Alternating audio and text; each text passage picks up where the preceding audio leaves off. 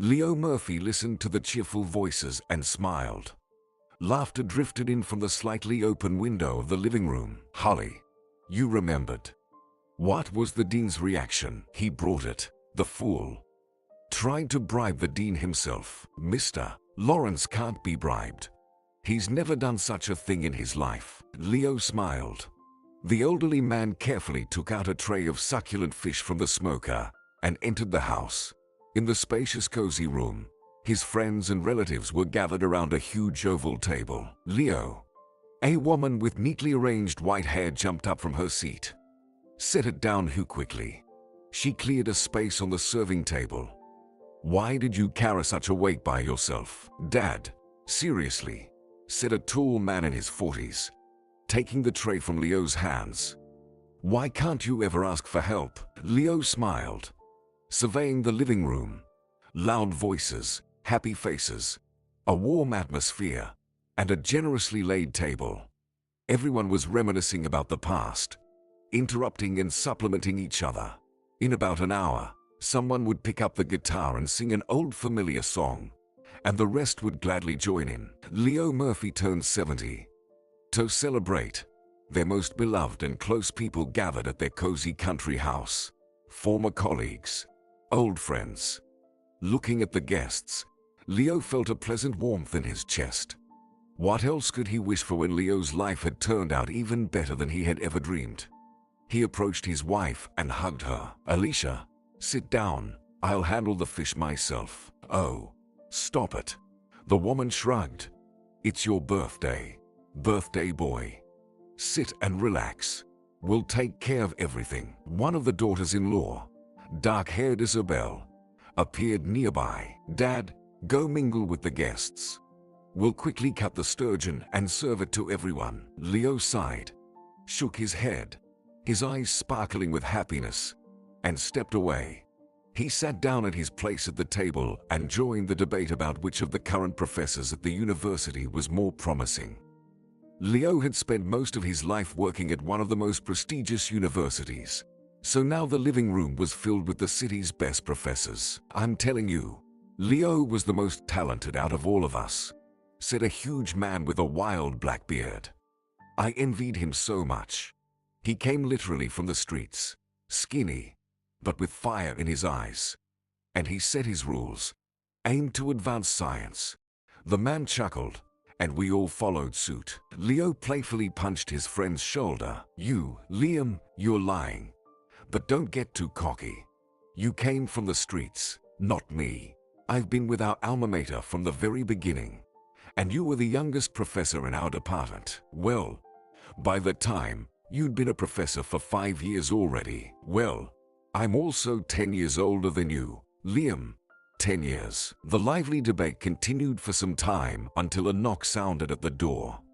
Leo and Alicia exchanged surprised glances. Their home was located in a gated community where no one could enter without a call from security.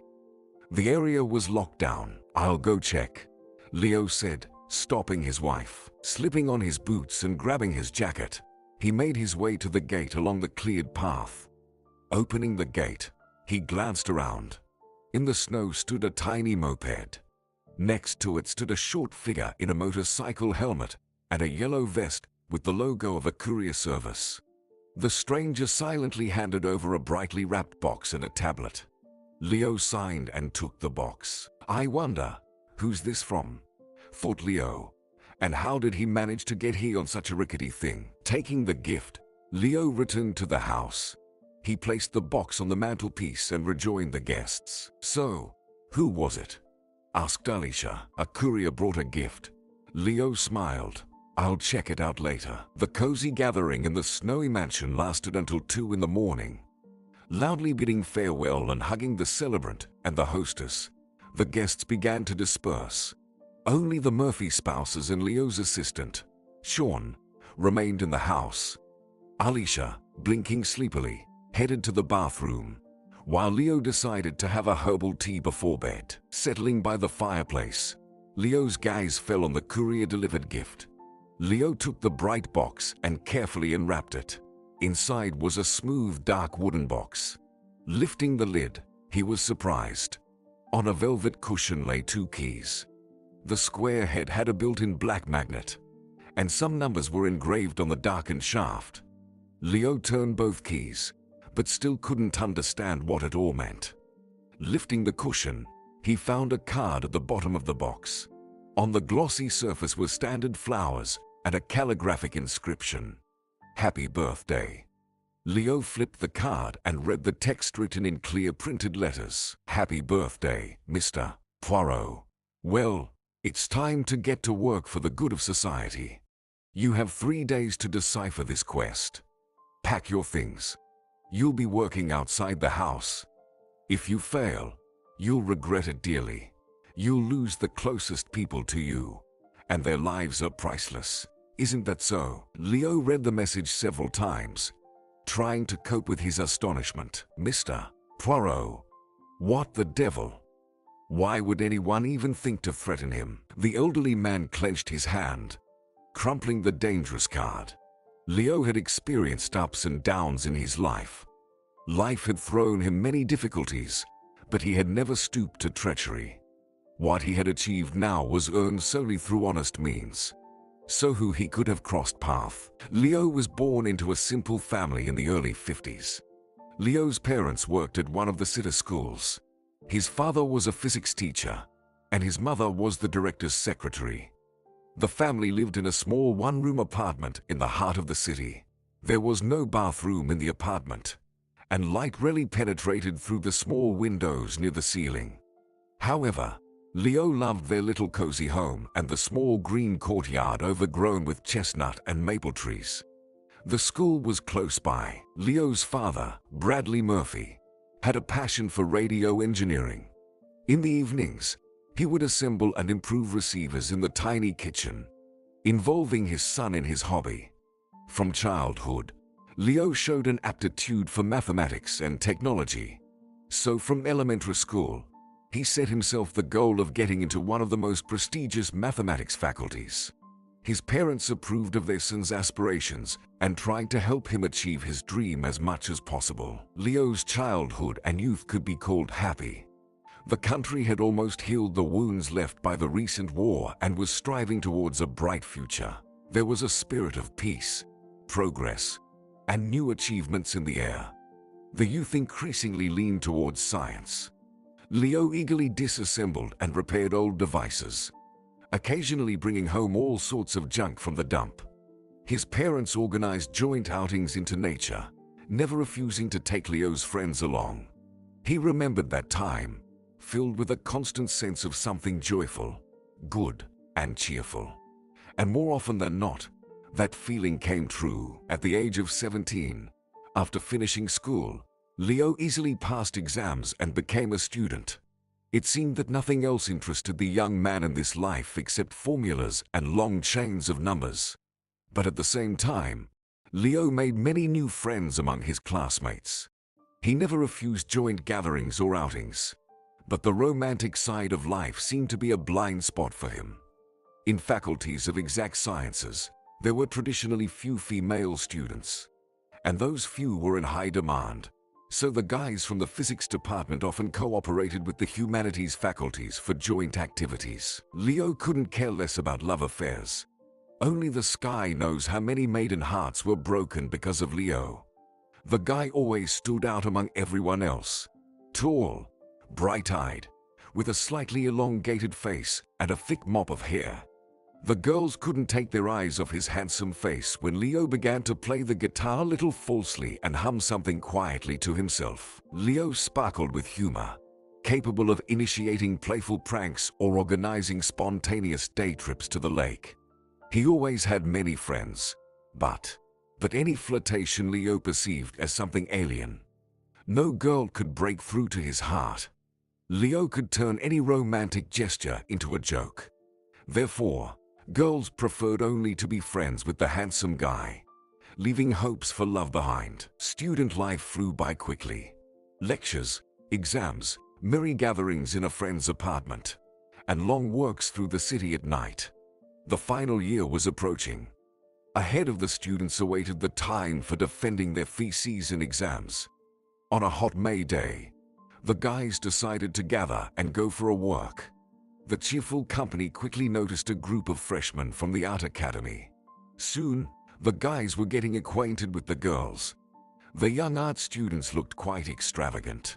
They differed from the familiar girls from the humanities department in clothing, behavior, and manner of speaking. There was a certain elusive freedom in their behavior. Leo, who went to get lemonade, returned to the now fully formed group. He introduced himself to the new acquaintances and sat down on a bench. The young man's gaze suddenly caught an ethereal figure. A petite girl could easily get lost among her taller friends, but Leo, catching her gaze, couldn't look away. The girl laughed cheerfully at someone's joke. Dimples appeared on her chubby white cheeks. Her large green eyes sparkled, shaded by light fluffy lashes. She looked like a pastry, a snowy marshmallow. Straight white hair framed her lovely face. She had tied a bright ribbon with an ornament on her forehead. She was dressed in a colorful patchwork dress that reached the floor, revealing round shoulders. Leo was so enchanted by the girl's appearance that he momentarily disconnected from reality. Someone waved a hand in front of his eyes. "Hey, dude, are you spaced out?" Leo's best friend, Dwayne Carr, teased him with laughter. "Oh, no, nothing." Leo suddenly stood up from the bench and approached the object of his attention. "Hi." The girl, who had been listening with interest to one of Leo's classmates, smiled briefly and nodded to him. But Leo couldn't calm down. Waiting for the girl's conversation partner to finally fall silent, Leo extended his hand to her. "I'm Leo." The girl smiled again. "I know, you've already introduced yourself. I'm ALISHA." She cautiously placed her palm in Leo's hand. He felt sparks coursing through his whole body. Years passed after that meeting. Lively springs were replaced by cold winters. Cities grew, and the country changed. But Leo still remembered the moment when he realized that his heart was ready to beat faster. But only for this girl. Of course, happiness didn't come immediately. ALISHA, accustomed to a completely different circle, categorically rejected Leo's courtship. "Listen, just stop following me," ALISHA gently pleaded. "Choose someone else. Do you want me to introduce you to a friend? Almost all of my classmates want to date you, and I'm not in the mood for dating at all. So I can introduce you to someone else if you want." Leo looked piercingly at his dream and shook his head. "I don't want to meet your friends." ALISHA secretly smiled at such an answer, but outwardly, she remained as cold as ice. Well, Dwayne teased.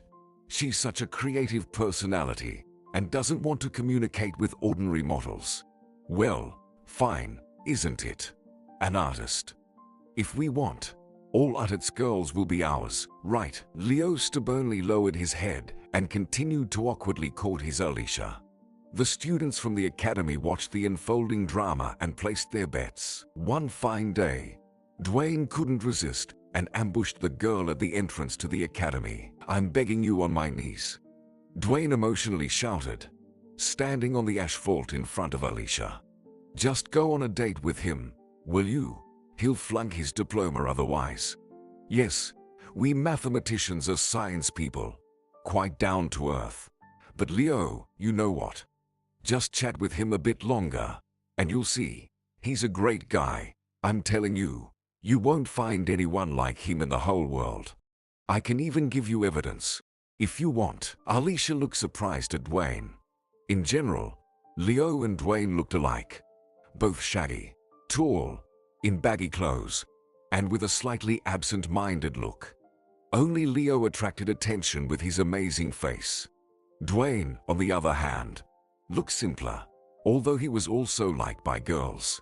Several passing female students looked at Dwayne, who was kneeling, with interested glances. He winked at them and nodded. "Why are you bothering me? What if I don't like him at all?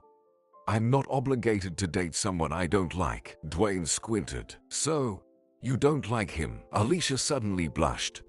The blush on her fair skin looked slightly painful.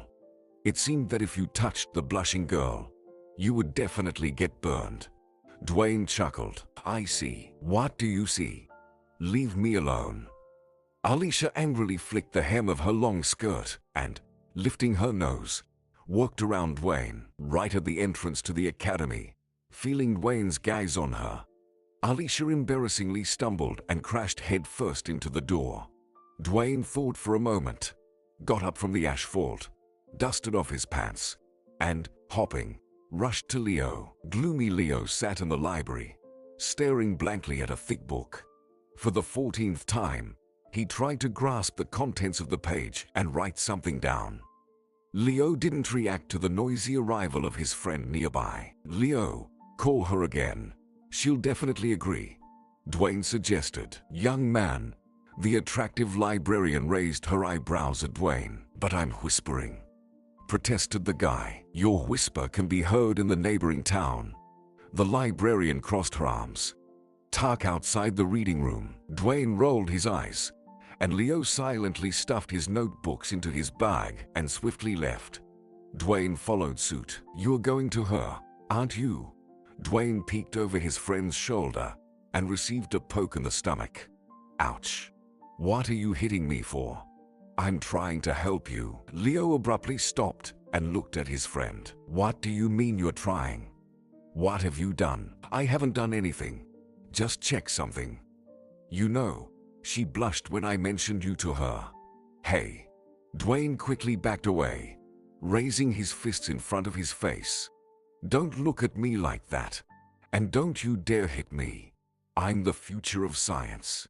You have no right to damage my bright mind. My face. Don't touch my beautiful face. Future generations won't forgive you. Having slightly roughed up his friend, Leo calmed down a bit. So, you say she blushed? Yeah, Dwayne said, somewhat disgruntled. You have no conscience at all, Leo. First you hit me, then you talk. It's preventive. Leo replied calmly. Who asked you to go to ALISHA anyway? You did. With your pitiful look, you begged me. Go, dear Dwayne, to my beloved.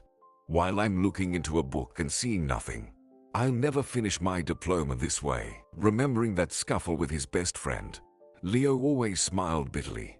In life, both before and after Dwayne, there were many wonderful people. But someone like Dwayne, lively, a bit scatterbrained, very open, and always ready to help, was only one. Dwayne, who was very difficult to silence, endlessly persistent, and very funny. One of a kind. Beautiful ALISHA eventually gave Leo the green light. That's why he successfully defended his diploma. Then came a tumultuous and happy time when graduate student Leo was writing his dissertation, working part-time as a mover, and trying to see his beloved ALISHA every day. ALISHA was either off to plein airs, working on her paintings, or participating in student exhibitions. Time for the girl was becoming scarcer, and Leo suffered, realizing that he couldn't fit into either the bohemian circle or his beloved's tight schedule. At some point, the young couple decided to part ways. They lived in two different worlds. Leo didn't sleep all night, thinking about how to broach the subject.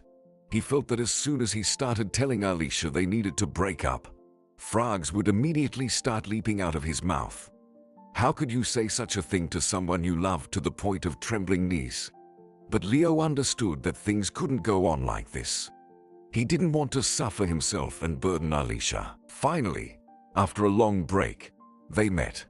Leo, seeing his beloved, immediately lost all his resolve. How could he refuse her when she was like this, walking beside him and chatting? Next week we've been invited to the Clark Museum. There will be an exhibition, ALISHA said. Leo stopped, holding the girl's elbow. That's in another city. ALISHA, are you going there? Yeah. ALISHA shrugged. After all, it's part of my education too. I have to look at other artists' works, maybe draw something for myself from them. ALISHA, you don't have time to meet with me for half an hour, but you have time to go to another city for an exhibition. The girl fell silent, sensing the tension in the air. Leo, I have my own life. Aside from studying and you know, no, it's just impossible. I think we need to stop seeing each other, Leo said, for the last time, embracing ALISHA by her smooth shoulders. Leo shook his head. I don't know. Maybe I won't be able to live like before, without you. But I can't do it this way either. I feel like you're not interested in me. Your soul is always there, among your people. ALISHA looked at Leo with sparkling eyes. It felt like someone huge and heavy had stepped on her heart with muddy boots. I don't know what to say. I'm just me. You've seen it all. ALISHA bit her lower lip and turned away. I'll go. Good luck, Leo. Leo immersed himself in his studies. He spent days and nights sitting at his desk, frightening the rare students peeking into the department with his wild appearance. Leo's face was overgrown with a scruffy, unkempt beard, which changed his remarkable face unrecognizably. He rarely appeared at home. His parents watched with concern as their son's appearance deteriorated. Once Leo's mother tried to drag him to the barber shop, but the tall and strong Leo broke free and headed towards the university. After that, Leo didn't come home for almost 2 weeks, so his parents stopped trying to improve their son's appearance, rejoicing in his rare presence in the apartment. Dwayne shook his head, watching what was happening. But you said yourselves that you are not a good match. What's with this theatrical suffering now? Leo waved him off, unwilling to explain something he himself didn't fully understand. It seemed like he initiated the breakup himself. But there was still a feeling that ALISHA was waiting for Leo to take that step, not daring to do it herself. ALISHA seemed outwardly calm. She continued to pursue her creative endeavors, becoming one of the most promising students. Her mentor, the renowned artist Joshua Pearson, approvingly patted ALISHA on the back, looking at her latest completed work. ALISHA, you definitely have talent. You'll go far. Don't lose your gift. Don't you dare. You know what extinguishes the spark. What? ALISHA respectfully caught every word of her teacher. All this stuff that you, women, love so much. Getting married, having kids, cooking dinners, and ironing curtains. You understand, ALISHA. If that sucks you in, there won't be any further paths. You'll just end up trapped. At these words, ALISHA's heart painfully constricted.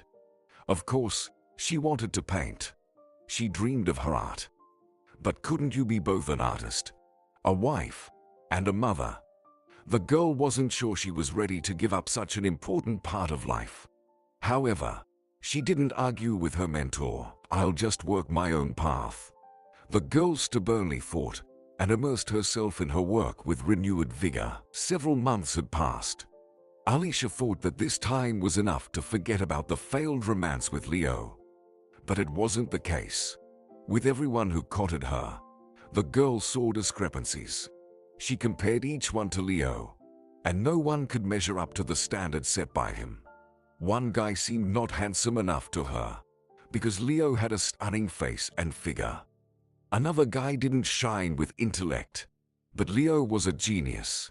Then the new suitor didn't match Leo's height, but Leo was tall. ALISHA remembered that she was a little burdened by her relationship with Leo, because he wanted too much from her.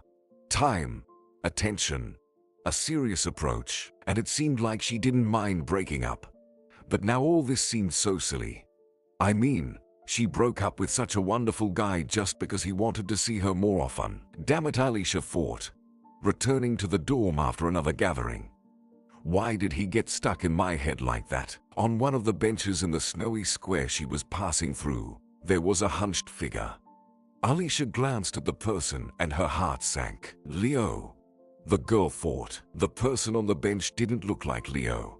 He was unkempt, with long, tangled hair that reached below his shoulders. His face was covered in uneven stubble. Leo, while not the epitome of neatness, always looked pleasant to the eye. Certainly not like this bent-over guy. This was some vagrant or a local drunk. The girl convinced herself. But ALISHA's legs took her to the bench. She scrutinized the pale face for several long seconds, finally convinced that it was indeed Leo Murphy before her. Leo, What happened to you? Alicia stood before the bowed head of the guy. He didn't respond, just covered his face with his hands and hunched over even more. Leo, are you drunk? Are you injured? From somewhere in the bushes, Dwayne Kai emerged with a bottle of soda in his hands. Seeing Alicia, he froze, then cautiously approached, pulling the girl by the elbow. She obediently followed with Leo's best friend. Alicia, he's not in the best period right now. I won't tell you how he's been dealing with your breakup all this time, but right now the situation is even worse. Alicia, Dwayne said, much worse. It's just a disaster. Why? Alicia threw a worried glance at Leo. Dwayne sighed. It turns out that Leo's parents decided to go to Aspen. The not-so-old couple was so happy about it. They were beaming.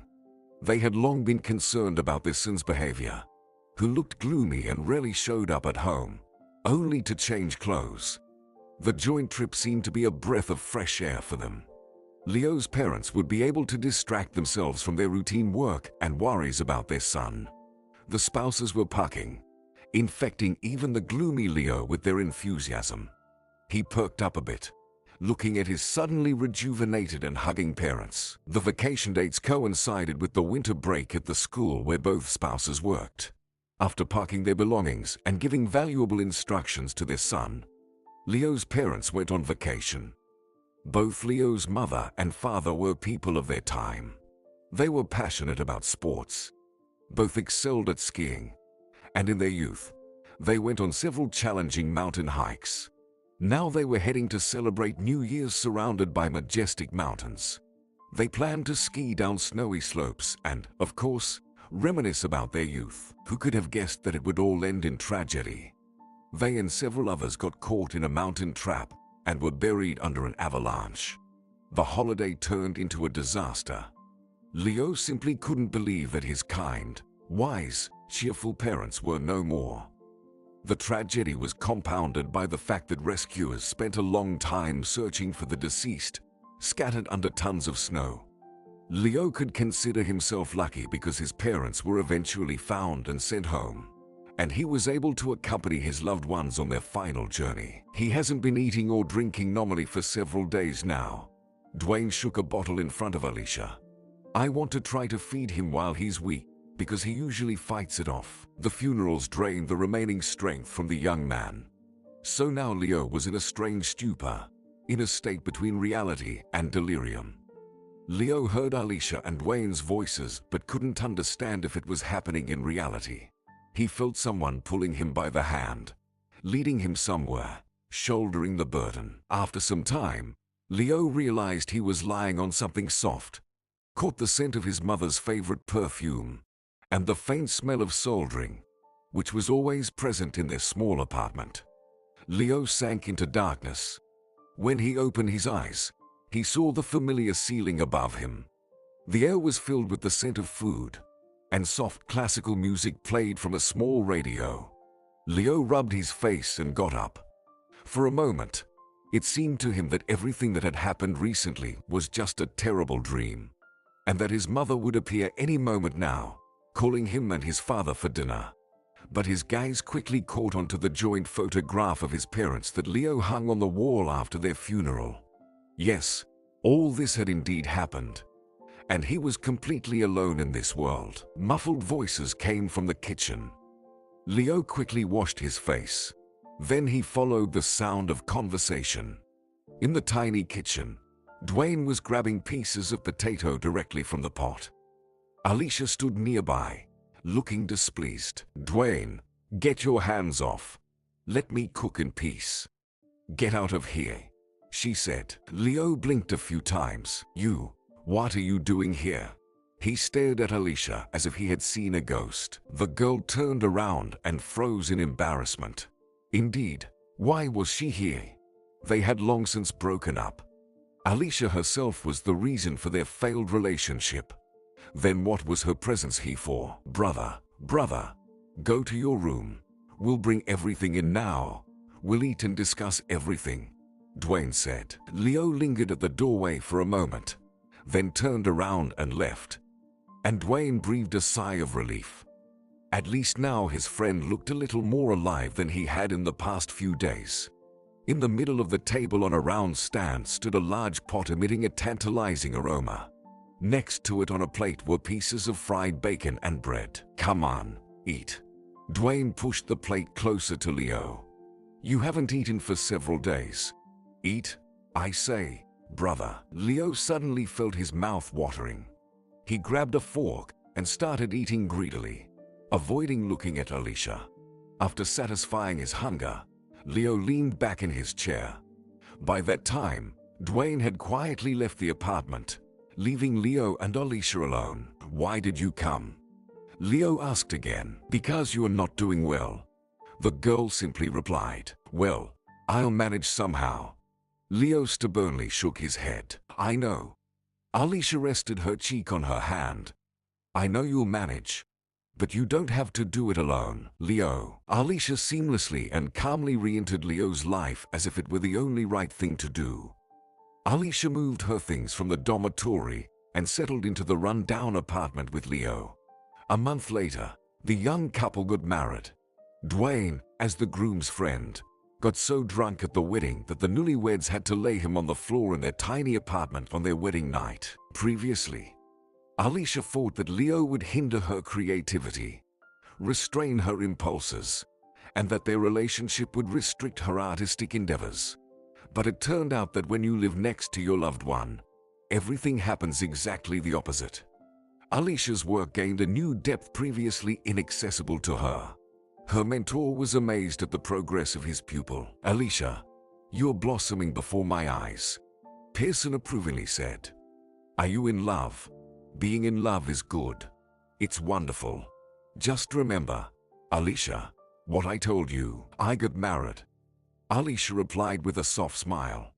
"And it turns out, it's not so bad." Pearson shifted his surprised gaze from the student to her new painting. "Well, ALISHA, everyone has their own path." Years passed. ALISHA graduated from the academy with honors and actively worked on joining the Artists' Union. Leo defended his dissertation and remained working at his alma mater, combining teaching and scientific activities. There were joys, sorrows, difficulties, and achievements ahead. They bought their first comfortable apartment. Leo's parents' small apartment turned into an art studio. Then ALISHA gave birth to their first child, Alfie. Leo became an associate professor, and ALISHA joined the Artists' Union. When you are young, all difficulties seem surmountable, and all sorrows temporary.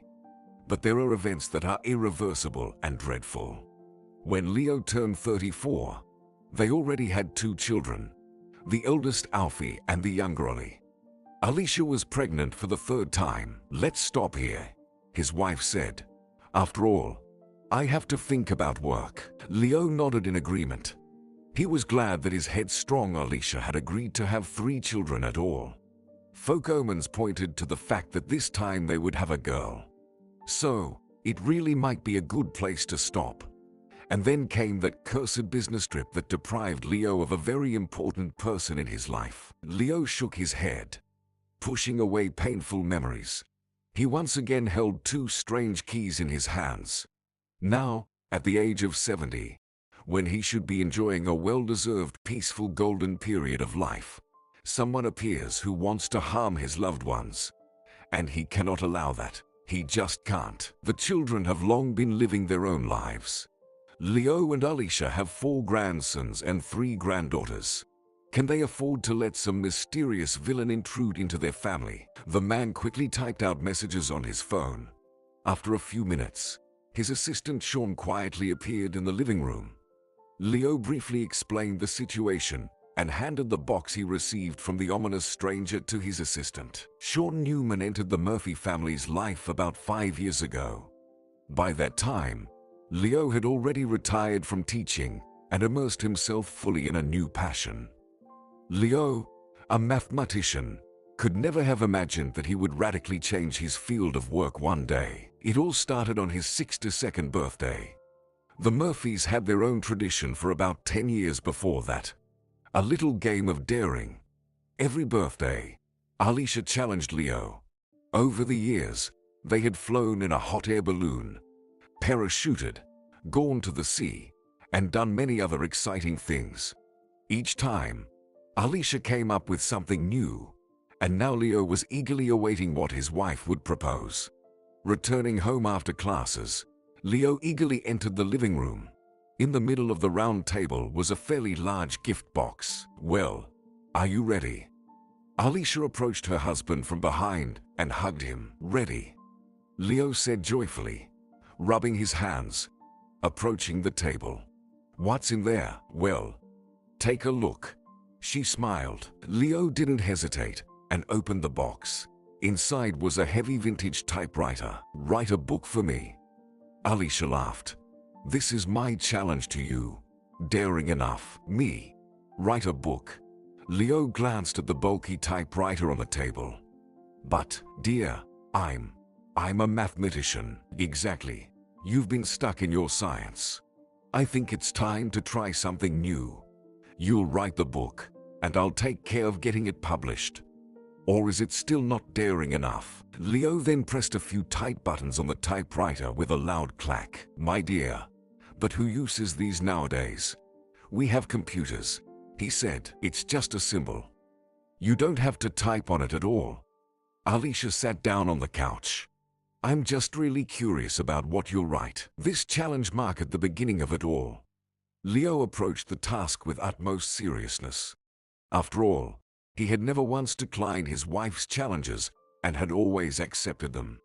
Every evening, he sat down at his laptop and diligently typed away.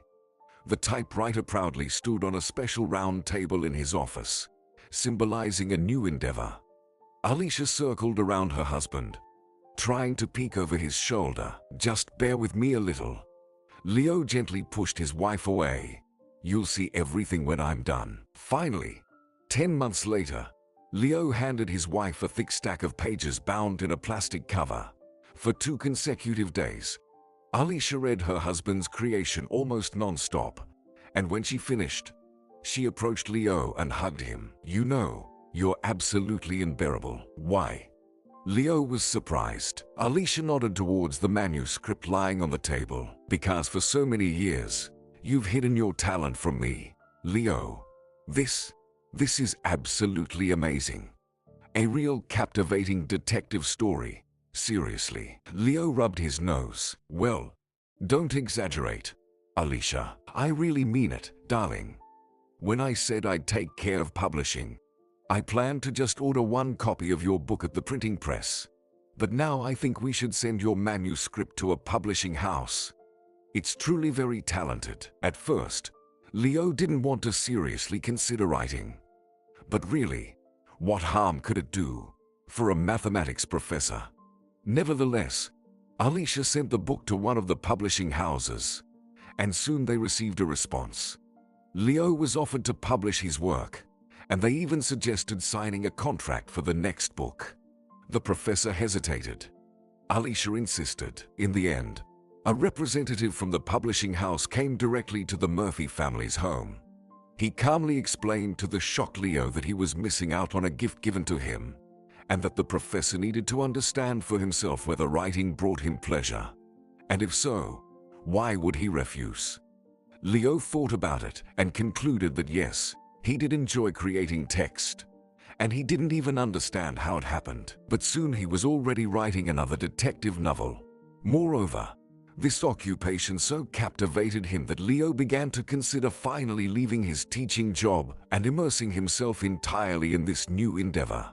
After completing his duties at the university, Leo solemnly retired, continuing to write book after book. The print runs grew larger. The Murphy name was now known not only among academia. He couldn't believe that such a trivial activity could also bring in money.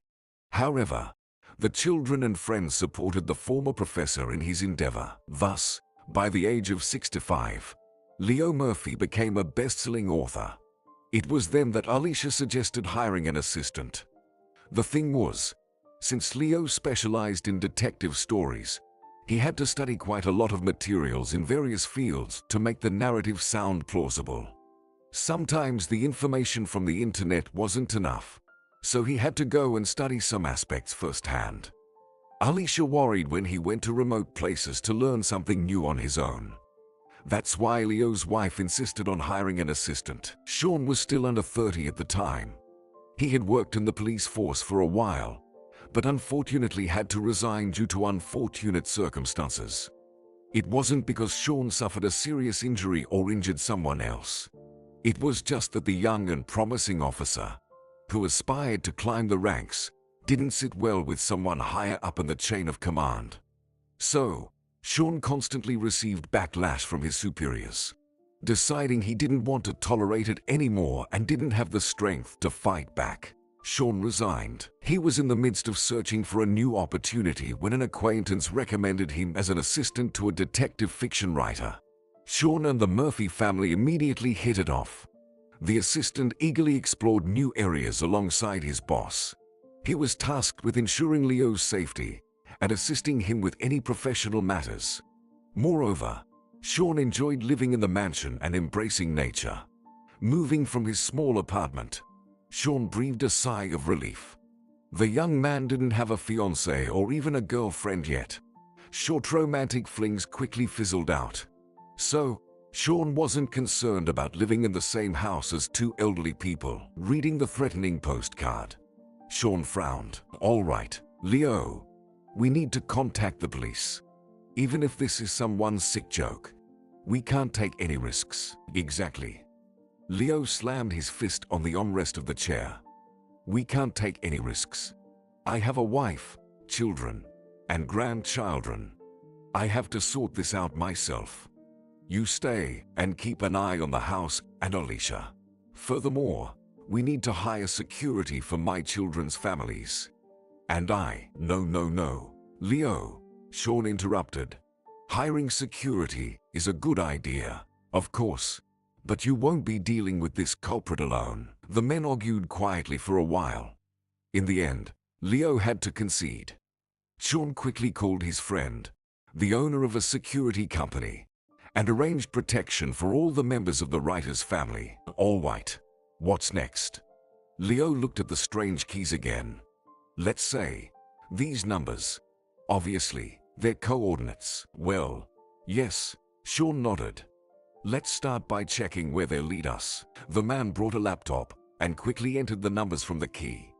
The point on the map pointed to a city in the north. "All right, let's take a closer look."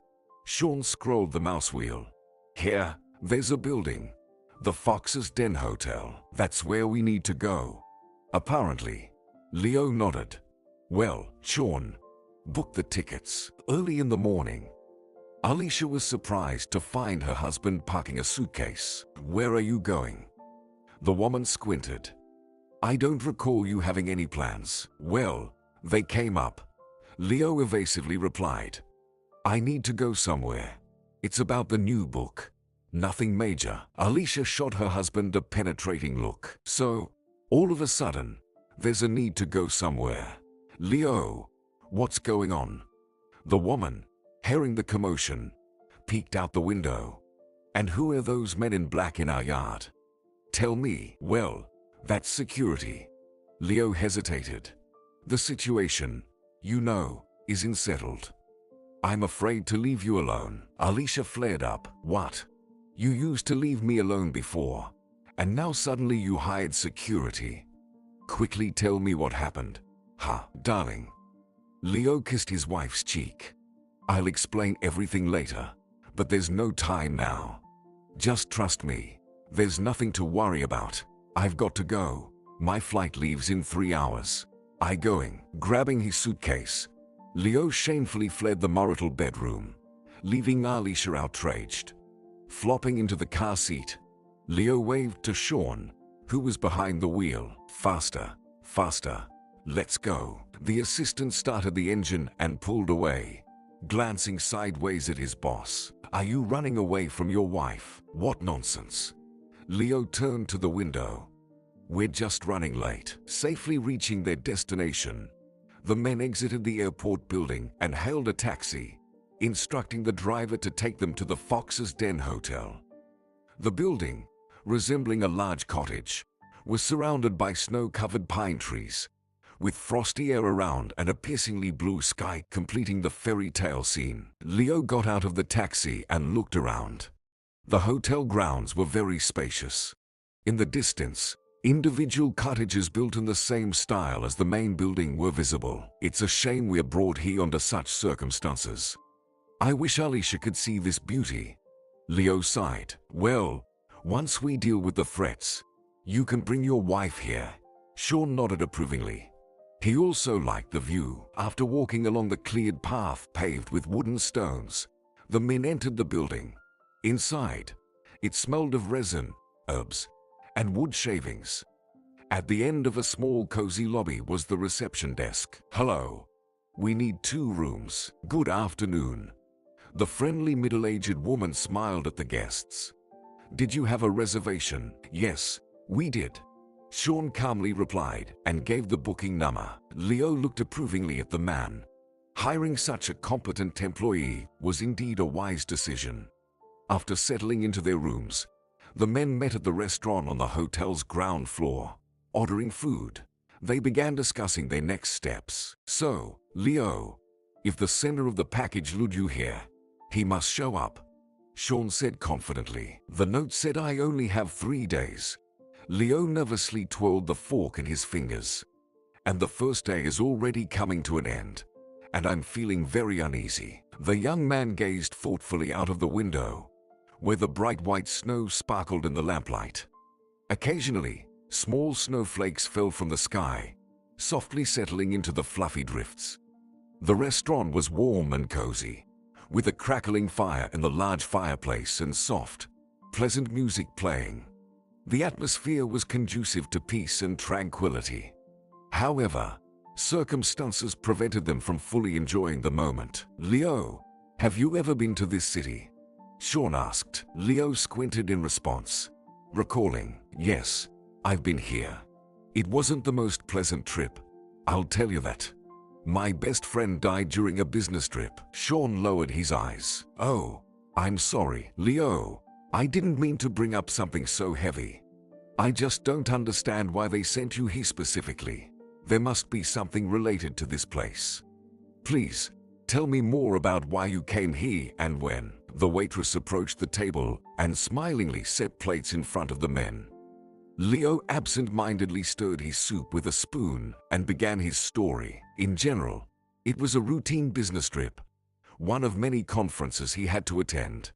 However, Leo didn't want to go because ALISHA was in the final stages of her pregnancy. He had argued with the dean for a long time, explaining that he couldn't participate due to family circumstances. Leo, don't throw a tantrum. The dean slammed his hand on the table. All women give birth somehow, and yours will too. And your help won't be needed here. And what about my 2 children? Who will take care of them while I'm away and ALISHA is giving birth? Ask the grandmothers to babysit. Finally, the dean waved it official. Leo paled and clenched his fists. We don't have grandmothers. My parents are dead, and ALISHA grew up in an orphanage. If you want to fire me, go ahead, but I'm not going. The dean cleared his throat, realizing he had said too much. At that moment, Dwayne burst into the office with a commotion. Mr. Barber, don't worry about Leo. Dwayne plopped down on a chair and stretched out his long legs. I'll go to the conference. No problem. Hold on. What do you mean, I'll go? The dean frowned. Leo is supposed to speak there on his work topic, answer questions. He's already listed as a speaker, you know. So what? We worked together on the first part, so I know some questions I can answer. Dwayne pointed at Leo. Leo, give me your presentation. I'll study it in advance. If there's anything you don't understand, I'll ask. All right.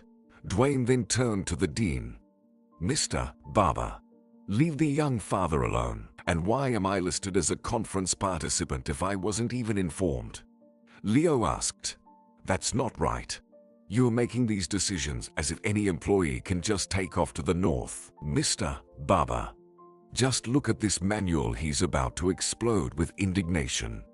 Dwayne continued to persuade the dean. How will you explain his disappearance to his wife? It's different with me. For example, I'm completely free, unburdened by family. I'm ready for any adventures and escapades. The dean sighed heavily and reluctantly agreed. Listen, Dwayne, you're a true friend. Leo slapped him on the back as they left the dean's office. If it weren't for you, then, oh, stop it. Dwayne casually threw his hands behind his head.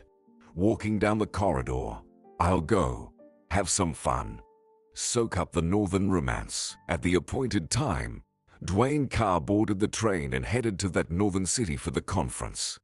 The event lasted a week.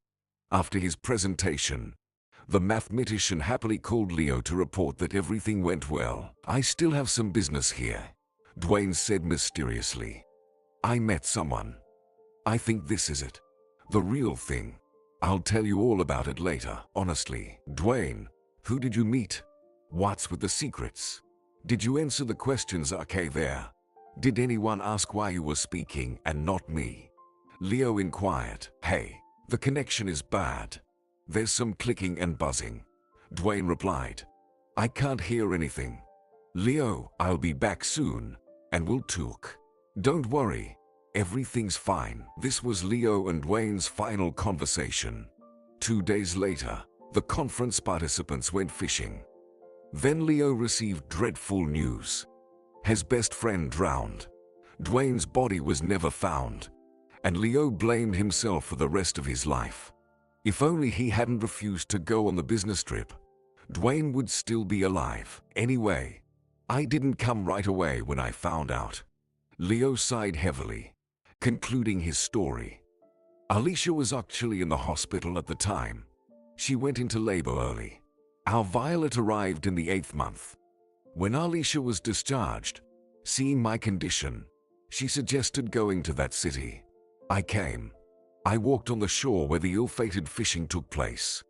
The places there are wooded, and the riverbanks are gentle, but the current is strong. How no one noticed Dwayne's disappearance? I don't understand, Leo said. Were they all drinking there? Then his jacket and boot were washed ashore downstream. Well, I think he slipped. Sean, maybe hit his head on something there. No one saw him and couldn't save him. Oh, what can you do? And Dwayne had no relatives left, so I just erected a memorial obelisk on the riverbank, as I couldn't bury my friend anyway. And after the legal time had passed, he was declared dead. Then we did everything there, in his hometown. We did everything as it should be. After Leo's story, Sean pondered. Strange coincidence. You were summoned to this city specifically, weren't you? It seems like nothing connects you with him except for that old tragedy. We need to thoroughly investigate this, Leo. If this story resurfaced, it means it matters.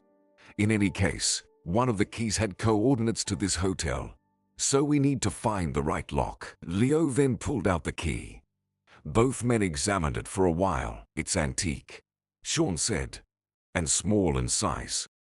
It looks more like a key to a cupboard or dresser than to a door, for example. It can't be for a cupboard in another room. Still, the task must be solvable, Leo. So we need to inspect all common areas. Let's take a tour of the hotel, Leo suggested, and his assistant nodded in agreement. The men settled the bill and stepped out into the lobby again. There was a different woman at the reception desk, much younger than the previous one. Hello, Sean greeted politely. Good evening. The girl smiled. Her bright green eyes sparkled with joy. Can I help you? Yes, dear. You have such a wonderful hotel. Thank you, the girl said. It's really very beautiful here. Yes, very beautiful, Sean replied. And the architecture is so unusual. And the grounds are very picturesque. We would like to explore here. Is that possible? The man glanced at the badge hanging on the girl's chest. Vivian, perhaps you could give us a little tour. The young woman nodded and turned towards the entrance to the utility room. Mrs. Wilkerson, could you man the front desk for a bit? I'll show the guests around and explain what we have here. she said. A staff member who had checked in Leo and Sean appeared in the doorway. Of course, dear Mrs. Wilkerson smiled. Go ahead, I'll stay here. Vivian quickly threw on a wool coat over her shoulders and stepped out. Follow me. The girl led the men behind her. First, I'll show you our winter garden. Leading the guests to the top floor, Vivian pushed open the double doors, revealing a spacious hall. Part of the roof was made in the form of a huge window, allowing sunlight to pour in during the day. Numerous plants and miniature trees filled the air with a moist woody scent. Cute benches with wrought iron decor, round small tables, and wicker chairs were scattered around. So, dear guests, here you can have coffee or breakfast, Vivian explained. You just need to make a reservation in advance. The girl pointed to a tall, slender tree. And this is a real cherry blossom from Japan. One of our guests gave it to us. The men looked around the garden, admiring the beauty of the plants. The girl then took them through the other common areas, showing and explaining what guests could do during their stay at the hotel. Come on, let me show you the living room. Vivian led the men and took them to the third floor. In a very large room, cozy like the restaurant downstairs, a fireplace was burning. There was a billiard table here. Several men were casually playing. Along one of the walls stretched shelves lined with books. Leo approached them and started flipping through the spines. Would you look at that? Leo pulled out a chubby volume. Didn't expect to find something like this here. Vivian glanced briefly at the book, her face taking on a cold expression. She muttered to herself, "What's this filth doing here?" And Sean didn't miss it. He quickly read the title of the book, then glanced at the author, Murphy L. It said on the book. Sean raised an eyebrow. What a strange reaction from the girl. The assistant made a subtle gesture to his boss. Leo understood that it wasn't worth broadcasting that he was the author of the book. Do you not like detective stories? Sean asked Vivian. Why wouldn't I? The girl smiled. Oh, I just thought you didn't like this book. I don't like its author, not the book itself, said Vivian. Behind her back, Leo widened his eyes in surprise. What had he done to offend this stranger in this distant city? And why is that, may I ask? Sean carefully returned the book to its place. Oh, the girl hesitated. He's just a bad person.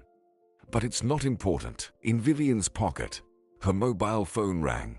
She quickly picked up the receiver. Then, after a short conversation, apologized to the guests. Sorry, I need to go back, she said with an embarrassed smile. I've shown you everything, especially since it's already dark. It's better to see the grounds outside in the morning. The men thanked Vivian and said goodbye to her. Sean watched her leave and then turned to Leo. Oh, interesting, he said. Why does she think you're a bad person?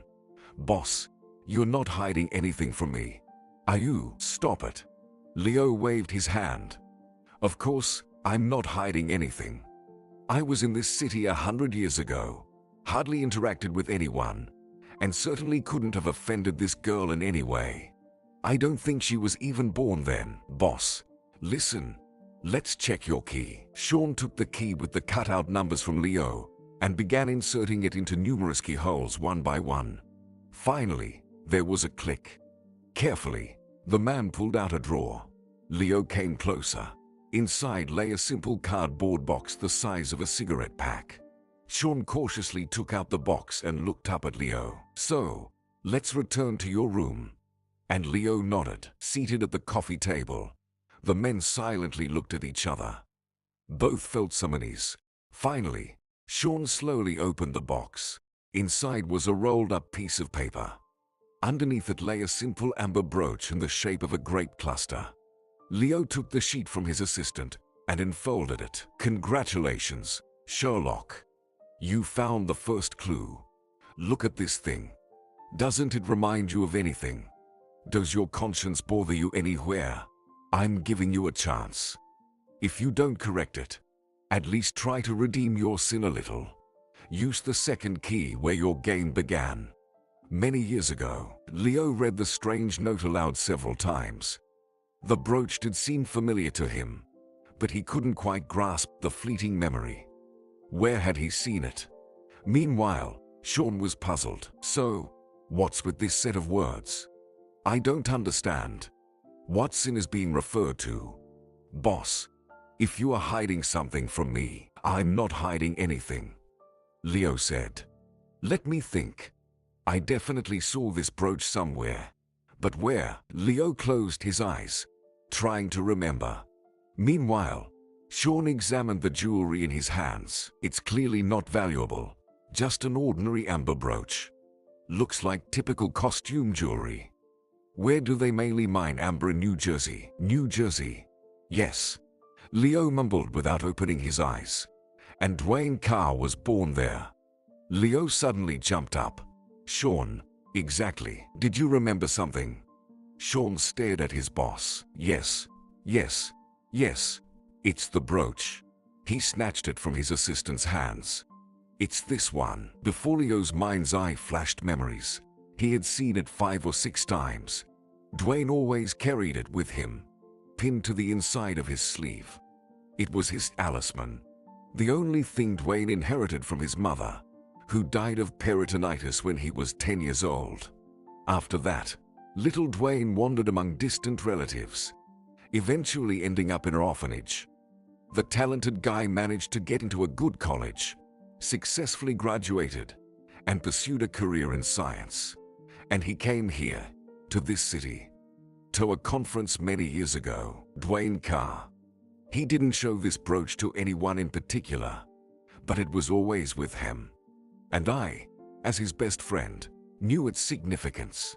He said he would give this item to his chosen one day. And until then, he would always carry it with him as a blessing from his late mother. Leo became agitated. But where? Sean, where could it have come from? Leo grabbed his head with his hands. And exactly, listen, if he never parted with it, then the brooch should have rested somewhere at the bottom of the river. But why is it here? Sean thought and furrowed his brow. So he wanted to give it to his chosen one. Maybe he did give it in the end, shortly before his death. Leo opened his mouth, but he said he met someone here. He called and was in such a joyful mood, promising to tell everything later. But that never happened. The men looked at each other, not knowing what to do next. It turns out, all this strange business is related to Dwayne. Leo sighed deeply.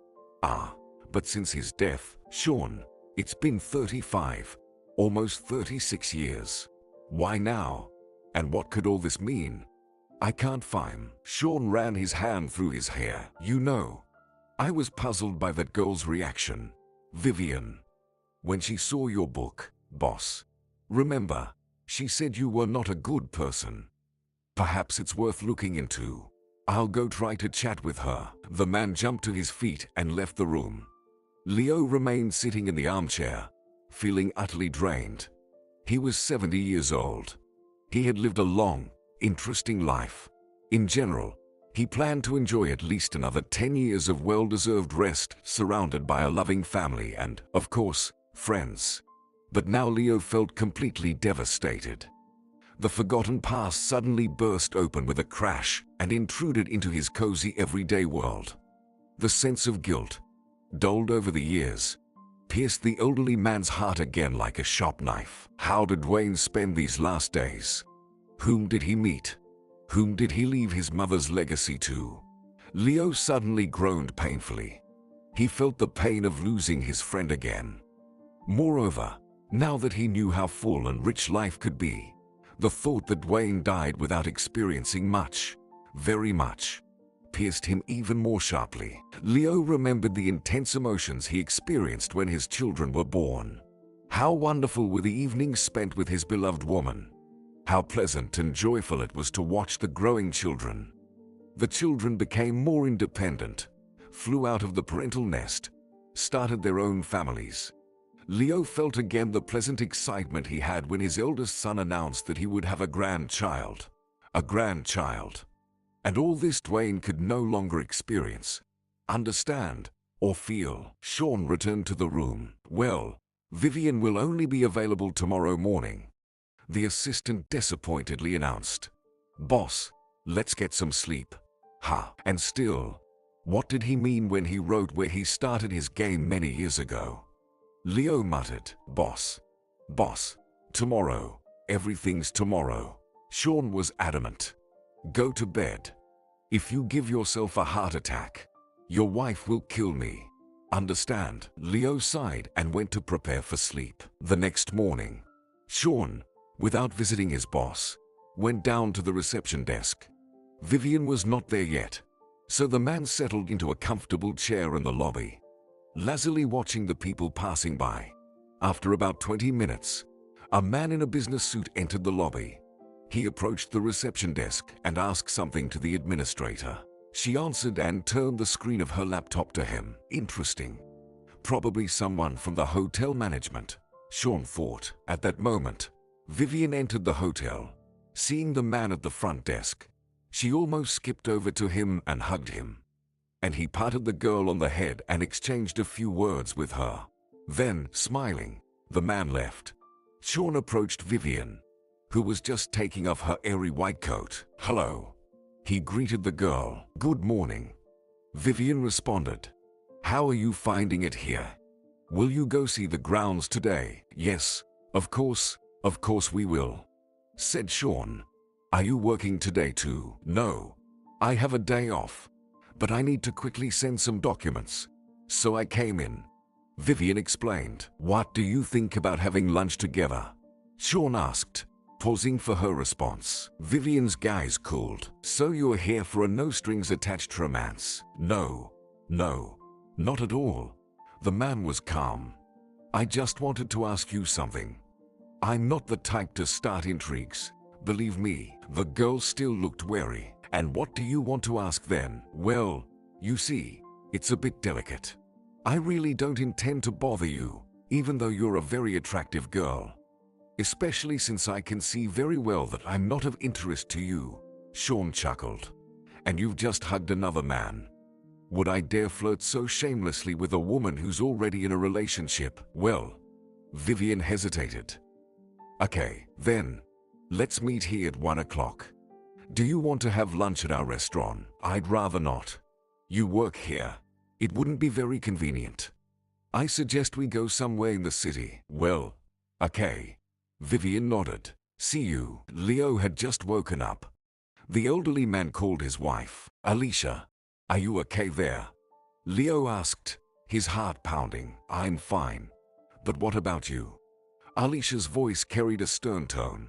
"You left somewhere without explaining anything." "ALISHA, I'll definitely tell you everything. Just take care of yourself and listen to the security." "You listen to them yourself." She breathed discontentedly into the phone. "Okay, that's it. I have things to do. Call me if you finally want to explain everything to me." The call ended. Then there was a knock on the door. Leo let Sean into the room and went to the bathroom to wash up. Meanwhile, the assistant reread the note from the stranger and carefully examined the brooch. Finding nothing new for himself, the man patiently waited for his boss and briefly conveyed his conversation with Vivian. "I don't know what you want from her. She definitely has nothing to do with this, Sean," Leo remarked. "Well, maybe not directly," Sean retorted. "But, you see, Leo, I feel like there's some connection. Let's think about what was meant in the note. Where did the game begin?" "Well, if we assume that during his time here, Dwayne had a romance with someone, and such a serious one that he gave his precious brooch to his beloved. Where did all this begin?" Leo sighed. "How can we even find out? How? He didn't have time to tell me anything. And the main question is, why am I even involved in this? Why does this mysterious sender accuse me of something? Does he think I'm responsible for Dwayne's death? Well, suppose I think so too." Leo grimaced painfully. "Oh, Sean, if only it weren't for me." "All right, boss, stop it. I know the whole story, and there's no guilt on your part here. Obviously, there's something else going on here. Leo, by the way, did your friend leave any belongings behind?" "Well, of course. He lived in an apartment, so there were his books, clothes, some odds and ends. We took it all to the department. Left some things there as a keepsake. Dwayne didn't have any relatives. Sean shook his head. No, I mean not that. The man gestured around the room. Here, in this city. He stayed somewhere during the conference. Right. Where? At a hotel. Who took his belongings from there? And Leo fell into thought. Well, listen, I don't know. At least I didn't take them. And I arrived here a month after his death. Most likely, the police took them. Sean picking up the brooch from the table. Leo, allow me. I'll borrow it for a while. He got up. You think it over. And I'll still have a chat with this Vivian. Leo absent-mindedly nodded at Sean. Vivian nervously waited in the lobby. Sean looked at the girl from a distance. She certainly attracted attention. Sean was used to different women. Bright, confident, loudly declaring themselves. And Vivian had a certain delicacy about her. Porcelain delicate skin, blue veins on her temples, slightly wavy hair casually pinned up. A face without makeup, bright green eyes, long lashes, pale lips, a slightly upturned nose, petite hands, without a manicure. If Sean hadn't been here by the force of unfortunate circumstances, he would have definitely been interested in such a girl. The man immediately remembered the stranger Vivian had hugged and bitterly smirked. However, she already had a relationship. So what's the point of all these thoughts? Sean approached the girl. Well, ready? He smiled. Vivian nodded in response, and they headed for the exit. The young man had already ordered a taxi in advance, so they quickly reached the city center. I've booked a table at a local cuisine restaurant. Oh, you're probably tired of local dishes. Why didn't I think of it right away? The man muttered. Not at all. I love our cuisine very much. Vivian smiled at him. Let's go then. After placing their order, they looked around in silence for a while. Vivian, why did you say that the writer Leo Murphy is a bad person? Sean suddenly said. She blinked. This question clearly caught her off guard. Why does that concern you? You're a journalist, right? The girl squinted. No, not really. It just so happens that I know him, and your statement surprised me. He, believe me, doesn't look like a bad person. Oh, Vivian exhaled, furrowing her brows angrily. Of course he doesn't look like one. A model family man, a professor, 3 children, lots of merits, writes books. Sean was slightly taken aback, but still nodded slowly. Well, overall, yes, he has a good family. He was into science. Now he writes. That's all true. But what's so awful about that? Vivian, this what she almost shouted. Do you know that he deceived a simple girl? Said he would marry her, but lied.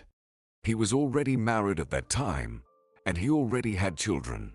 She believed him, waited, and suffered. Sean felt that all this sounded somehow strange. If Leo ever had an affair on the side, it would be difficult for him to admit it, even to Sean. After all, it was such a delicate matter. Vivian, where did you get this information from?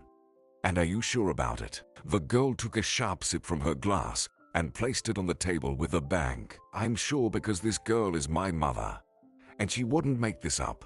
He deceived her and left, went back to his family, and she was left alone, with a child. Sean couldn't believe it. So, you're Leo Murphy's illegitimate daughter. Is that it? She snorted. No. Thank God. I had a normal father who didn't abandon me. But my older brother, yes, he's Leo Murphy's son, illegitimate son. Sean felt dizzy. This was news. And more importantly, how to ask the boss about all this.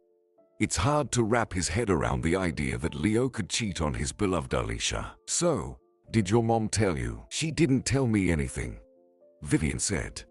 I overheard their conversation with my brother. Tears glistened in the girl's eyes. At that moment, She felt so hurt for her mom that her heart simply broke into pieces. Vivian had been very close to her older brother since childhood. They had an 8-year age gap, and Cameron had practically been taking care of his sister since her birth. The boy loved his younger sister very much, and Vivian idolized her brother. They had such a wonderful family. A big, bear-like father, a beautiful and stately mother, and 2 friendly children. But when Vivian turned 8, she heard something that shook her belief in the family's perfection. Cameron was 16 at the time. The teenage years were taking their toll. The boy occasionally skipped school, came home late, and sometimes smelled of tobacco or even alcohol. Nothing supernatural, just a regular rebellious teenager. At one point, Cameron came home past midnight. His mother tried to talk to him. However, the audacious boy just brushed her off and rudely replied, "Don't bother me." The father intervened. After a verbal altercation, he slapped Cameron. Vivian was already asleep, but she woke up hearing the sounds of the argument. Yawning, the girl came out of her room and witnessed a disgraceful scene. The beautiful and kind mother grabbed the hair of the big and strong father. "Don't you dare hit my son," she hissed. "You have no right to hit my son. Do you understand?" The always calm father looked terrifying. Hearing his wife's words, he forcefully removed her hands from himself and looked at her with terrifying icy eyes. "Your son. Yours. So, I'm only supposed to provide for, feed, clothe, and shoe your son. And you'll raise him yourself?" "Yes, myself." The mother breathed heavily, staring at her husband with hatred. "You're not his father, so you have no right to beat him." Little Vivian gasped in horror. Why was Mom telling Dad he wasn't Cameron's father? Why was she looking at him with such malice? What did it mean? Cameron, pale and confused, stood in the corner, his back against the wall. The teenager's lips trembled. At one point, he saw his sister, standing in the dark hallway, her eyes filled with tears. The boy immediately pulled himself together, walked past the arguing parents, picked up his sister, and carried her into the room. "Don't worry. Mom and Dad just had a fight." Vivian nodded, afraid to ask the dreadful question. She didn't want to know why her mom said all these horrible things to her dad. But from that day on, the relationship between her parents began to deteriorate. Vivian heard more and more subdued arguments behind the closed bedroom door. Cameron, too, grew gloomier with each passing day. They used to be very close to their father, but now there seemed to be no trace of that friendship. The calm and kind mother became twitchy and nervous, and the father often disappeared from home for several days. Each such argument broke Vivian's heart all over again. "If you don't love me, at least respect me. Have some conscience. I raised the boy since he was 3, and you humiliate me in front of him because you shouldn't hit him. Don't come near him at all, you hear me? Somehow, I'll manage with my own son without you. You're nobody to him. Nobody." After a year of such life, the parents divorced. The father gathered his things and walked into his daughter's room with a sports bag in hand. He looked at Vivian for several long seconds, then squatted down in front of her and hugged her tightly. The daughter felt that something irreversible was happening, and tears streamed down her cheeks. With his big warm hand, the father wiped her face and smiled. "Don't cry. Don't cry, my dear. I won't live here anymore, but I'll come to see you often, all right?" Vivian nodded, trying to hold back the sobs welling up inside her. After her father left, her mother remained in a state of shock for some time. She wandered around the house, doing something automatically, went to work, came back silently, cooked food, and went to bed. It seemed like she couldn't come to terms with the fact that the person who was ready to whisk her off her feet and carry her in his arms had so treacherously and irreversibly decided to leave her. However, despite everything, her mother eventually recovered. Cameron took on the main responsibilities for his sister. Leaving his teenage antics in the past, The boy diligently checked Vivian's homework, picked her up after school, and occasionally took her to the movies. He did everything to distract his little sister from the sudden changes.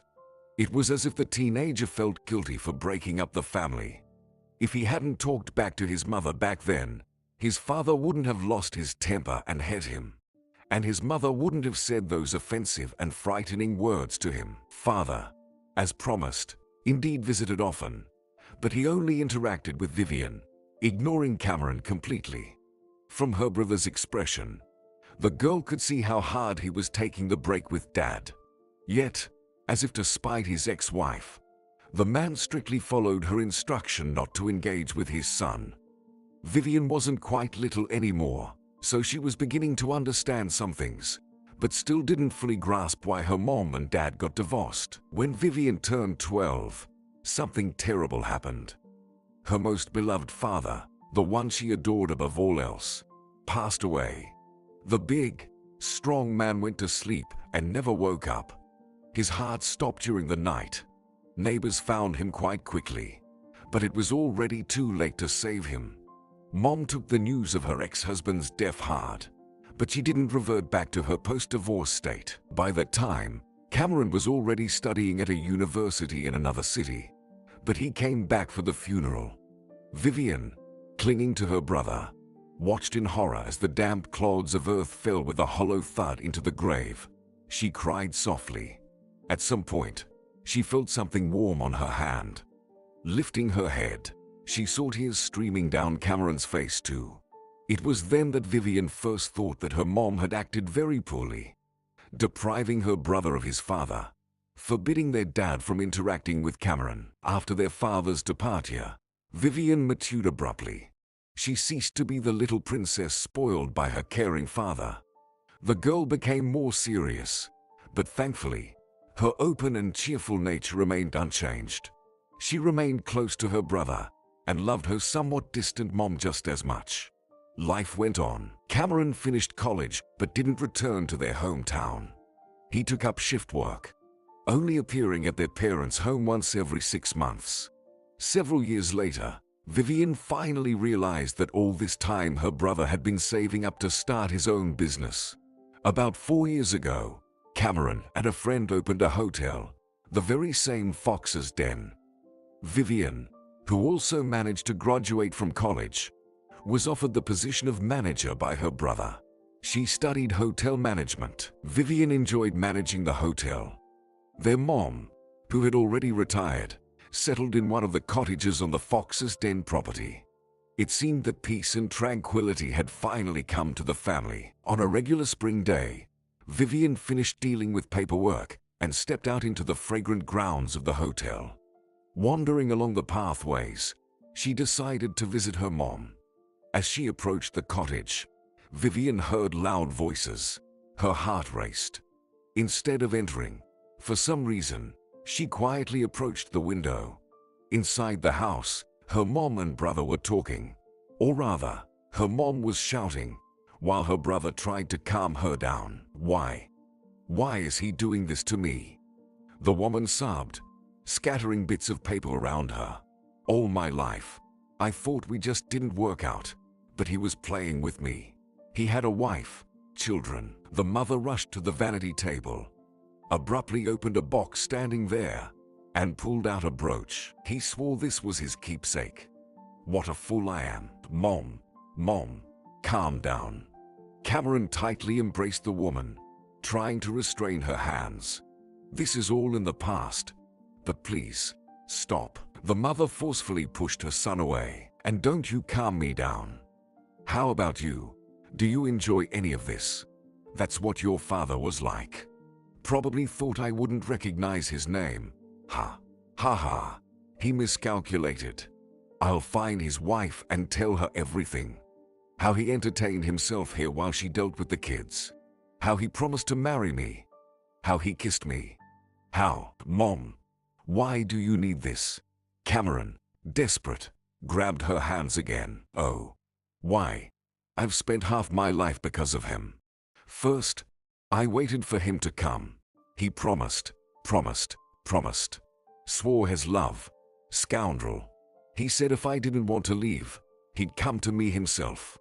But he never came. The mother broke free again and picked up a scrap of paper from the floor. Then she began to read aloud, loudly and sarcastically. Leo Murphy, professor of mathematical sciences. Leo has 3 children. The oldest son is a world-class expert in nuclear physics. Leo himself is a best-selling author. Imagine that. For several years now, topping the charts of the most popular detectives. Son, you see, your dad started writing books. And the first son, by the way, is older than you. The first son, so he was already there before he met me. How he lied to me here. The scoundrel. Tears streamed down the woman's face. Her son Cameron stood bewildered in the middle of the room, not knowing what to do. Vivian snapped out of it and quickly rushed into the house. Mom, what happened? She ran to her mother, but she pushed her away. Don't touch me. Nobody touch me. Life is just one big mistake. I've offended such a good person, and I couldn't even love him because that scoundrel was always like a thorn in my heart. And he doesn't care. He has 3 children, a wife, and his books. That day was etched into Vivian's memory forever. Her mother cried, unable to calm down until late at night. Cameron couldn't bear what was happening and called an ambulance. The woman, hysterical, was given a sedative, and the siblings sat down exhausted on the porch of the house. Cameron, what was that? Vivian looked at her brother with wide eyes. Nothing. Cameron said angrily, my biological father became a writer. Mom never searched for him, thought he overestimated his infatuation with her, so he never showed up again. She justified him all the time. And then we went to buy books for the living room, and among them was this detective. And at first, there was a brief biography of the author. But when Mom saw the surname, anyway, it turns out, this Leo is my dad. He's living fine, with 3 grown children, all older than me, by the way. So, he deceived a naive small-town girl and left back. And she remembered him all her life. How romantic it was and how wonderful. Vivian hung her head. So she didn't love my dad, she whispered. Cameron hugged his sister's shoulders. Well, in her own way, she did. Of course. It's just, you see, it's all very complicated. Vivian, she traced the rim of her glass with her finger and looked at her interlocutor. Sean, Mom was so miserable. She cried all the time. Then she seemed to calm down. You know, not that she got better, but it's like she didn't care anymore. She was getting thinner and paler. She spoke little, ate little, often sat and stared into space.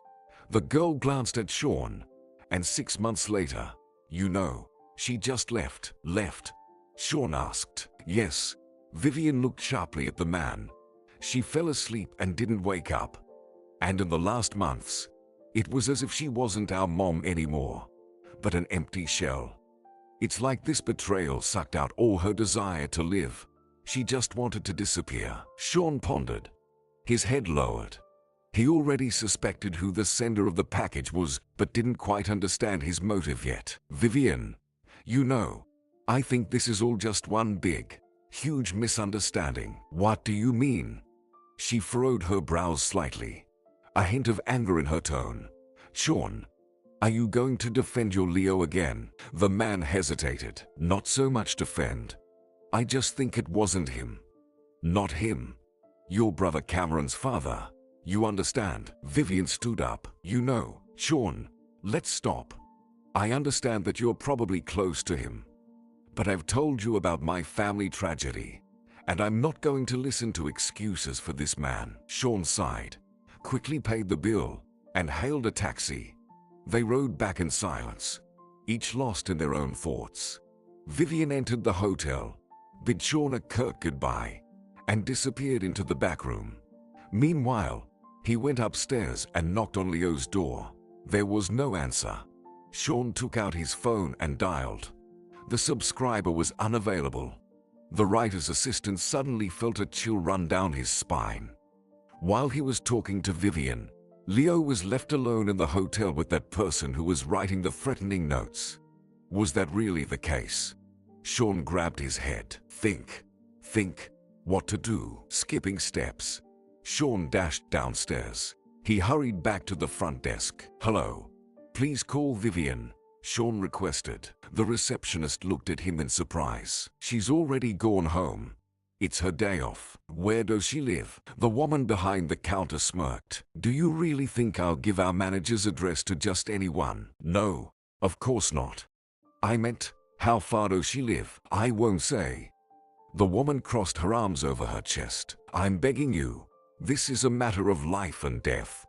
Please contact her, Sean pleaded. The receptionist looked at the visibly pale man with skepticism. Meanwhile, Leo opened the door apartment. While Sean was absent, he continued to ponder what the note meant. As all clues pointed to Dwayne Carr, Leo tried to think logically. The only connection Dwayne had with this town was a business trip 35 years ago.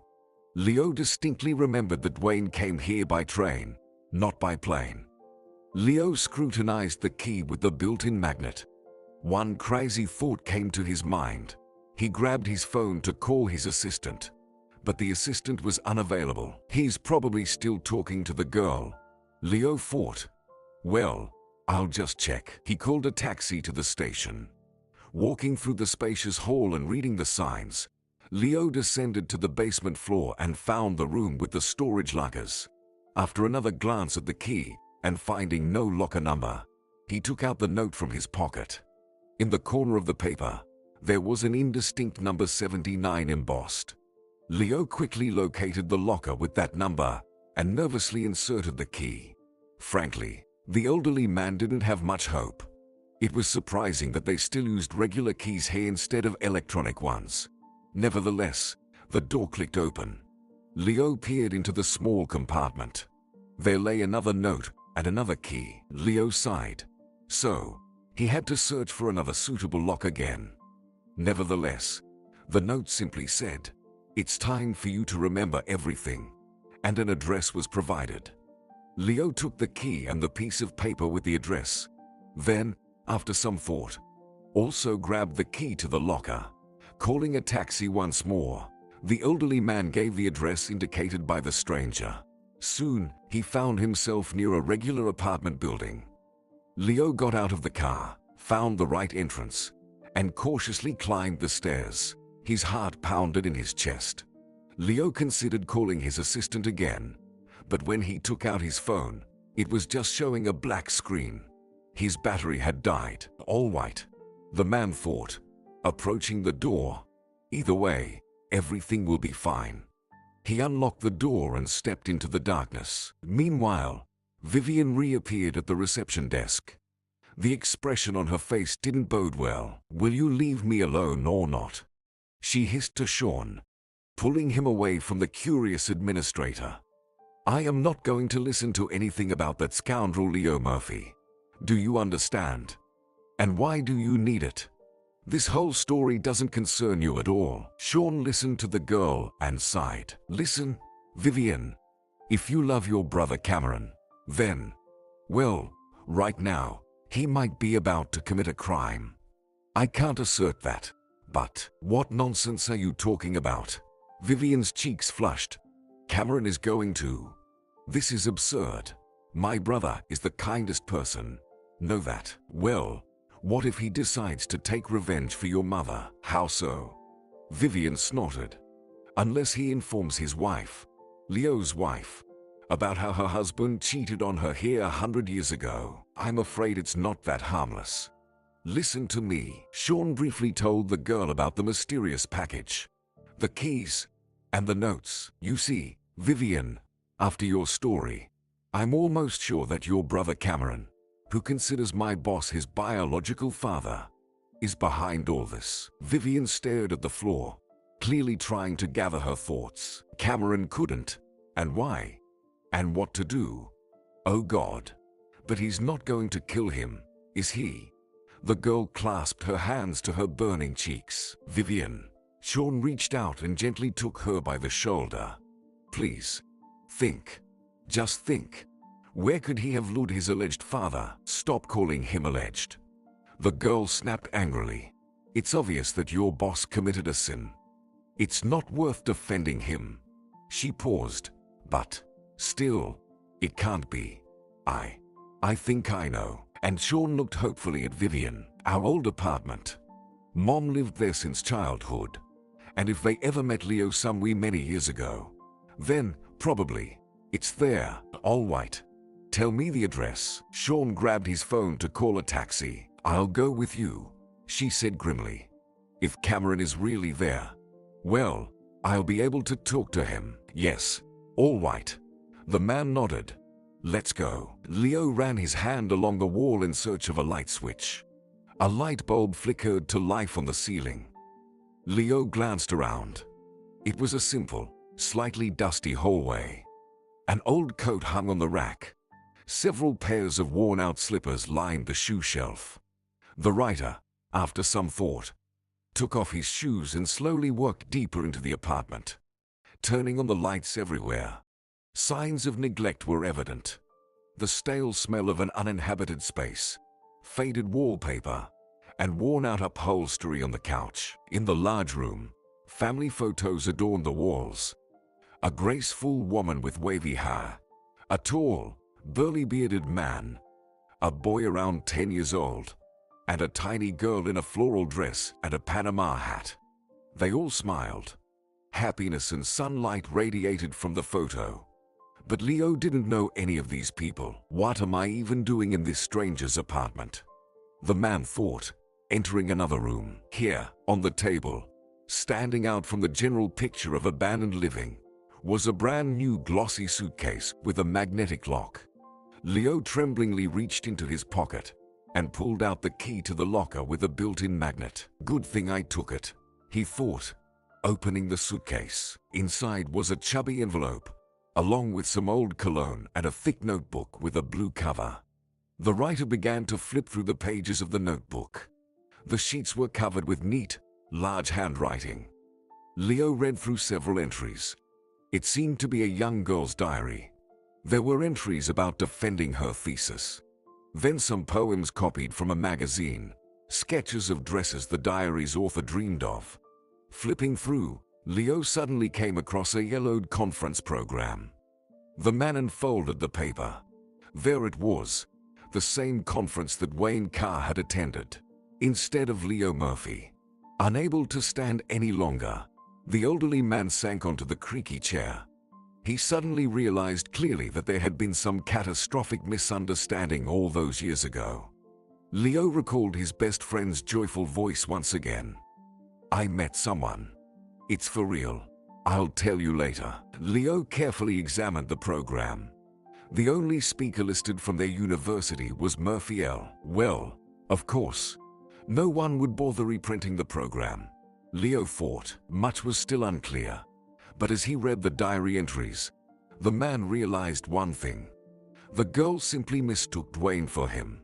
For Leo. What do you think? Diary. Does fate exist? Wrote the young girl. I believe it does. Otherwise, how can you explain this meeting? When I saw him, I immediately remembered my dreams. And he was definitely in my dreams. Just as vivid, sunny, and familiar. You know, diary. He just approached. Before he could say anything, I already knew that life would never be the same. Leo wiped his eyes. Lord, she's so young, so enthusiastic. What a pity, he said. My dear princess, do you need a knight? And I said, only if there's a dragon I need protection from. And then, diary, you won't believe it. A watering truck passed by, and he covered me with him. He was all wet, and I was laughing so hard. Dwayne, what a fool you are, Leo muttered, reading a few more pages. Leo felt terribly awkward, as if he were intruding on something very personal, very intimate. But if he hadn't read it, he wouldn't have understood why this misunderstanding had occurred. So, that summer, Dwayne Carr met Sophia at the entrance to the train station in some old northern town. Perhaps it was love at first sight, because the 34-year-old man suddenly started acting like a crazy, ardent youth. Apparently, Sophia also immediately liked Dwayne. The girl played along with him. During their brief romantic acquaintance, Dwayne called Sophia princess, and she called him my knight. Leo slapped his forehead. Dwayne, if you were suddenly to come back to life right now, I would personally beat you. Leo fought. We walked until sunrise. In the morning, he had to sit through a boring conference, and he didn't even go to sleep. The diary's entries continued. When the sky turned pink, he kissed me and ran off, only to return a few minutes later with a bouquet of forget-me-nots. Lord, where did he find them? Between the pages lay a dried and yellowed, but carefully preserved, little bouquet. The two lovers maintained the princess and knight game for a whole week. Dwayne swore eternal love to Sophie and, as a sign of fidelity, gave his princess his mother's most precious treasure, a brooch. In general, Dwayne didn't deliberately conceal his identity. It's just that two burning hearts liked the theatrics. It was a romance where there was only him and her. If Sophie had asked her knight what his name was, he would have certainly answered. But stories don't have subjunctive mood. So, Dwayne assured the princess that right after the conference, he would come to her. Either he would take Sophie with him, or he would stay with her here. Reading the chronicles of times past, Leo involuntarily remembered Dwayne's nature. A romantic, but he had never truly fallen in love. In Sophie, he apparently saw exactly the woman with whom he was ready to spend his whole life. Well, once upon a time, Leo himself fell in love at first sight with his ALISHA. He gave me this bunch of grapes as a symbol of his love. My knight. His hand was shaking when he gave me the brooch. He said it was the only thing left from his mom. I also don't have a mom. I can't imagine how precious this thing must have been for him, wrote the girl. Sophie accepted the proposal of her unnamed knight, and after mutual confessions between the young people, something else happened. Well, who could resist when their beloved was nearby? The air was fragrant with summer herbs, and the moon was so gentle. Leo blushed slightly, stumbling upon mention of that night in the diary. He quickly flipped through, not paying attention to the description. Leaving some things with Sophie, Dwayne went to the final event of the conference. Namely, to that very fishing trip. He said there was a little left. They need to finish their business at the conference, and then we'll decide together what to do next. I have no regrets about anything. Now I understand that I've never felt these feelings for anyone before. I thought we needed to go a long way together for love to grow out of mutual respect and friendship. Who knew that love doesn't need any conditions at all? It either exists or it doesn't. Even when I just think about him, my heart sweetly stops, and shivers run through my body. All my past crushes turned out to be false. Leo knew what happened to Dwayne afterward, but Sophie didn't. She honestly awaited her knight, but he never showed up. In Sophie's apartment remained her lover's jacket, trousers, and shoes. In the jacket pocket, she found a conference program, from which Sophie learned the name of her knight. After all, Dwayne willingly told his future wife that he worked at one of the best universities. And from this university, only one person was speaking. Oh yes, you'd better have said your name, fool, than boast about the university, exclaimed Leo. Next in the diary were reflections on what mistake she, Sophie, could have made for her knight, because he not to return to her. Then there were entries full of despair when she learned about her pregnancy. The girl struggled for a long time, but remained true to her desire to keep the child of her beloved man. The diary ended with a very poignant entry. Now I know for sure that he won't come back. I don't want to believe that he intentionally deceived me. I think he just believed that such strong feelings couldn't arise spontaneously. Or maybe I just loved him more than he loved me. Anyway, I'm grateful to fate for giving me my little miracle. I don't want to regret our meeting. I will always remember our little fairy tale. Leo put aside the diary. All right. Well, more like bad. It's a very sad story. But the girl didn't harbor any malice in the end. Where is she now? Did she initiate this strange game? Leo took out the envelope and pulled out its contents. There was a letter addressed to his wife on several sheets. It detailed the passionate romance of Dwayne, under the guise of Leo, with Sophie. The author opened ALISHA's eyes to her unfaithful husband, as well as informed her that the damn scoundrel Leo, besides their 3 legitimate children, also had an illegitimate son. Excerpts from the diary and a copy of the brochure were provided as evidence. A separate sheet contained a message specifically for Leo. Well, Mr. Detective, our little game has come to an end. Just at the time when you are sitting in this long-abandoned apartment, your wife is reading the details of your long-standing infidelity. Funny, isn't it? Sorry for disturbing you and calling you all the way here, but I think my mother had it much worse than you. I sincerely pity your wife. She's not guilty of anything, and I hope she refuses to continue family life with a monster like you. All the best to you. The old man. Leo reread this note in astonishment. So, ALISHA is now reading completely unfounded accusations of infidelity against her beloved husband. Leo jumped up. Damn it, Dwayne, I love you very much. But you're a complete idiot. At that moment, the front door swung open. Sean, out of breath, stood in the doorway, followed by an agitated Vivian. Boss, are you all right? Nothing is all right, Leo said bitterly. We've got an unexpected visitor here. Dwayne Carr's previously unknown son. He's quite angry and vengeful. What do you mean, Dwayne? Vivian snapped. And where's Cameron? He hasn't done anything to you, has he? He most certainly has. Leo rudely began searching his assistant's pockets. Give me your phone. Mine died. Sean silently handed his boss his phone. Leo quickly dialed his wife's number, and she answered after the first ring. Where is that jerk? She asked coldly. Leo helplessly glanced at Sean and turned away. Well, I guess the jerk is me. Why is your phone off? ALISHA asked in the same icy tone. It died. ALISHA, listen. No, you listen. Did you hire security to keep rumors of your infidelity from reaching me? There was no infidelity. It's all a huge misunderstanding. Dwayne, what about Dwayne? Dwayne Carr, who died many years ago. Are you trying to blame your late best friend? ALISHA sighed deeply. Okay, I need to cool down. Don't show up here for at least a few days. But I didn't. But the line was already silent. Leo's wife hung up. Leo, don't worry. Your wife is a very smart woman, and right now she'll think, compare timelines, and will someone tell me what's going on or not?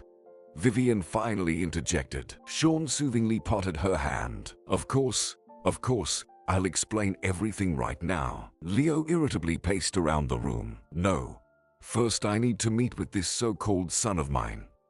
If we don't clear things up, he might keep causing trouble. I mean, he threatened my family, dragged me here, made me hire security. I suggested calling the police. Sean interjected. Not right now. The elderly man waved off. How do we find this so-called son then? Vivian, casting her eyes down, murmured, I think I can arrange a meeting. Leo glared menacingly at the girl. And who might you be? My illegitimate daughter. Sean shot a reproachful glance at his boss and shielded Vivian with his body. Leo, don't attack her. She's not guilty of anything. The writer subdued his anger somewhat and sighed. Fine. Let's figure something out. 2 hours later, a nervous Leo, fidgeting in his chair, sat at a table in a downtown restaurant. Sean sat beside him, sneaking glances at the entrance. Finally, Vivian arrived, leading the same man she had been embracing in the hotel lobby that morning. The stranger's face displayed a disgusted expression. He clearly didn't want to be here. Leo suddenly stopped fidgeting and stared at the disgruntled man sitting across from him. He looked at the unfamiliar man with curiosity, which only further irritated him. Why are you staring? The man snapped. You look a lot like Dwayne, Leo said suddenly, his eyes flashing with sadness. What a pity. How sad that it all turned out this way. The man snorted and turned to Vivian. I told you he'd resist to the end and come up with some nonsense, he said, disdainfully looking back at Leo. Don't worry. I won't ask you to acknowledge me as your legitimate son. I don't need such a father. So let's just finish this unnecessary and unpleasant meeting. Vivian grabbed her brother's hand. Cameron, calm down. Don't you want to listen? Please, just try to listen. For me. The man rolled his eyes but remained seated. Leo smirked. He was still angry at this stubborn guy who had brought him so much trouble. But he was Dwayne's son, and Leo had to tell him everything. The writer took out his phone and scrolled through the photos in his gallery. Finding the one he needed, he brought the smartphone closer to Cameron. Here, look. Dwayne Carr, my best friend. That's him, your father. Cameron looked at the photo with disbelief. Vivian, sitting next to him, gasped. Cameron, you look so much like him. The man still couldn't easily adjust. So you were saying your friend used your name and had an affair with my mom? Are you insane? And he left her pregnant? Not you. No, he didn't use my name at all. Did you even read your mom's diary? They didn't even tell each other their names. Dear Cameron, but he mentioned he was speaking at a conference and named a university. And there was only one name, yours. Leo took back the phone and scrolled through the gallery again. He placed the phone in front of Cameron once more. Here we are together, shortly before that conference. Then Leo, pausing and sighing, recounted the whole story. The absurd, foolish, romantic tale that ended with two tragedies. Dwayne's death and, many years later, Sophie's demise. If it weren't for this misunderstanding with the names, Leo leaned his head on his fist. Sophie would have considered her encounter with Dwayne fateful and romantic her whole life. When she found out he was supposedly already married with children, it shattered her. It's very difficult when your ideals are shattered. Cameron suddenly blushed and jumped up. Oh my God. Forgive me, if you can. I'll go with you. I'll kneel before your wife and explain everything to her. She'll believe me. We can do a DNA test with you. It'll show that I'm not your son. Leo just smiled. I think ALISHA has already put it all together and understood. I've blamed myself for Dwayne's death all my life. Of course, she remembers the year it happened. You weren't that sitter that year, Sean said. After Dwayne's death, Leo, remember? Leo went pale. That's right. He grabbed Cameron's hand. Okay, you are coming with me, son. Do whatever you want, but prove to ALISHA that I didn't betray her. Sean smiled subtly and looked at Vivian. The girl also suppressed a smile. The next day, dressed warmly, all four loaded into Cameron's SUV and set off out of town. Leo periodically remembered something, directing the way. After an hour's drive, the three men and the girl got out of the car. Walking between the trees for about 500 meters through deep drifts, they reached the gentle bank of the river. This is it. Leo looked around and approached a white snowdrift. He began to clear away the snow, revealing the gray surface of a granite obelisk. Dwayne Carr. It read on the plaque. Best friend, wonderful person, talented scholar. Below was the date of Dwayne's death and his small black and white photo in an oval frame. Cameron approached the obelisk with a tight feeling in his chest. The person in the old photo looked very much like himself. The man who once loved his mother. The man who gave life to Cameron. The man who foolishly lost his life. If it weren't for a chain of misunderstandings, not for the naive game of two lovers, perhaps fate would have unfolded differently. Perhaps upon learning of her beloved's death, Sophie would have grieved but could have let go and loved her second husband, without falling into such despair at the thought of betrayal. And he, Cameron, wouldn't have been infected with the idea of terrible revenge, and wouldn't have troubled the elderly writer on his 70th birthday. Cameron grabbed a handful of snow and rubbed his burning face. And I'm still angry. Leo put his hand on Cameron's shoulder. But the whole situation is the result of a colossal mistake. and you shouldn't blame yourself. Besides, I'm glad Dwayne left a mark on this earth. Cameron gratefully nodded to the writer. You're the mark. Got it. Vivian whispered to her brother. Oh, come on. Cameron waved off his sister with a smile. Suddenly, an unprecedented lightness filled his soul. Like when the sky clears after being covered with dark clouds. The four of them stood on the shore for a long time, each lost in their own thoughts. Vivian shivered slightly and began to tremble. Sean quickly took off his scarf and draped it over the girl. On the other side, there was an indignant snort. Cameron swapped Sean's scarf for his own and handed the man back his item. Thanks. We'll manage on our own. Sean sighed and subtly shook his head, looking at Vivian's retreating eyes. Another day passed, and Leo, feeling guilty without reason, stood by the closed gates of his own home, trying to throw a snowball at the window. Sean and Cameron were standing beside him. Vivian, who had followed her brother, had cozily settled in the warm car. Alicia, Leo shouted, throwing another snowball that softly hit the glass. Open up. Call off the guards. A soft silhouette with white hair appeared in the window. The woman cracked it open. You hired the guards yourself. Deal with it yourself. Alicia closed the window again, and Leo kicked the snowbank. Who knew she could give orders to the guards and not let me in? Sean shrugged. He didn't really believe that the boss's wife could stay angry for so long. Sean had been observing the couple from the sidelines for several years and had come to understand a few things. Yes, Alicia sometimes scolded her husband, and he, being an absolute pushover, always complied. But there was such a strong bond between them that no misunderstanding could break it. The gate suddenly opened. The impassive face of one of the guards appeared. Alicia said, "You can come in." Ha ha. Hooray. Leo, like a child, shoved the burly man in black aside and dashed towards the house with an agility uncommon for his age. Sean opened the car door, offering Vivian his hand. Are you sure our presence will be appropriate? Vivian whispered to Sean. Of course, Sean replied. The more people, the less likely it is that the boss's wife will go ballistic. And they all slowly made their way to the house. Alicia greeted her husband standing in the doorway. So, in short, I brought the culprit of all this commotion with me. Her husband quickly informed her, nodding behind him. Alicia, we'll explain everything to you quickly now. I hope so. The woman smirked, ushering the guests into the house. An hour later, they were all sitting in the living room, examining an album of old photographs. And this is our first anniversary after the wedding. Alicia, wiping away tears, pointed to a black and white picture. Dwayne is already drunk here.